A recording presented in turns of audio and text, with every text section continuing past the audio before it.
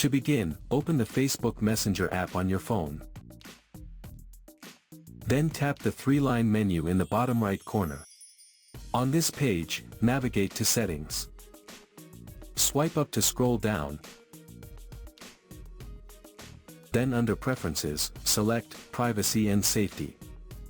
Under the Security section, you will find the Safe Browsing option. Tap on it. By default, it's turned off.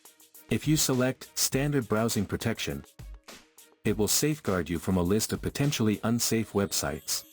And if you select Advanced Browsing Protection, it will extend this protection to include more unsafe sites and continuously monitors for new risks.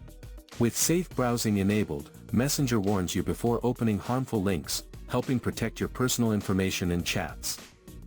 So that's how you can enable safe browsing in Facebook Messenger for maximum security.